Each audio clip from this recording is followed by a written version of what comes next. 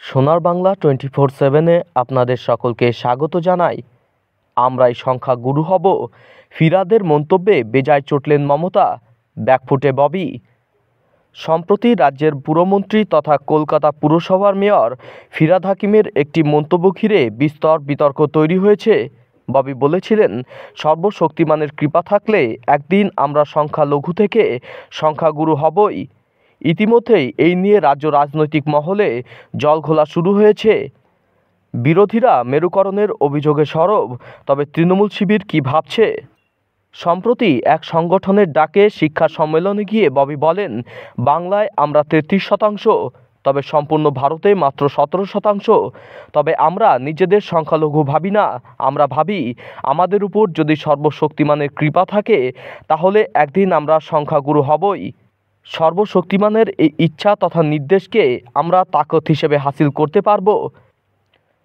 ফিরহাদের এই বক্তব্যে খোদ তৃণমূল নেত্রী মমতা বন্দ্যোপাধ্যায় অসন্তুষ্ট হয়েছেন বলেই খবর। ইতিমধ্যেই তিনি সে কথা ববিকে জানিয়েছেন। জোড়াফুল শিবিরের শীর্ষ নেতৃত্বের কথায় ববি যে মন্তব্য করেছেন তাতে দলের অনুমোদন নেই। তার বক্তব্য দলের নীতি অবস্থানের সঙ্গে সম্পর্কিত নয়। একটি সর্বভারতীয় সংবাদ মাধ্যমে প্রকাশিত প্রতিবেদন থেকেই এমনটা জানা গিয়েছে।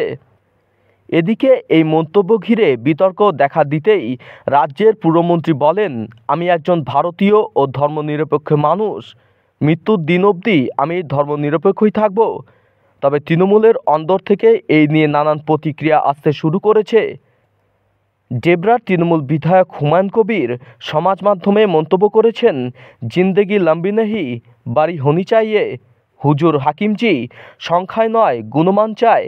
5 বাচ্চা রিক্সাওয়ালা, ঠেলাওয়ালা, সবজিওয়ালা, হকার, পরিযায়ী শ্রমিক না হয়ে 2 বাচ্চার চিকিৎসক শিক্ষক নিদেন পক্ষে আমার মতো পুলিশ হওয়া ভালো নয় কি?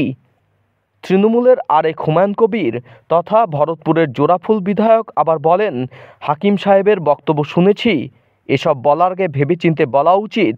উনি বলতে চেয়েছেন এই রাজ্যের মুসলিম সমাজের মানুষরা সংখ্যালঘু নয়, সংখ্যাগরিষ্ঠতা চায়।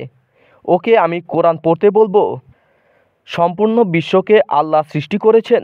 এক শব্দে যেমন উনি বিশ্বকে সৃষ্টি করতে পারেন, তেমনি এক শব্দে বিশ্ব শেষ করতে পারেন। ফিরহাদের মন্তব্য ঘিরে তৃণমূলের অন্দরে আলোচনা থামানোর জন্য রাজ্যের সাধারণ সম্পাদক কুণাল ঘোষ আবার বলেন, এদের দুজনকেই আমি বলবো, সম্পূর্ণ বক্তব্যটা শুনুন। শিক্ষা ও অন্যান্য ক্ষেত্রে সংখ্যালঘু সম্প্রদায়ের অগ্রসর হওয়া নিয়েই উনি বলেছেন। সেই প্রসঙ্গেই এই কথা বলা হয়েছে। উনি একজন ধর্মনিরপেক্ষ মানুষ। বিরোধীরা বিকৃত প্রচার করছেন, এই সময়ে যাতে বিরোধীরা সুযোগ পায় এমন কিছু বলবেন না।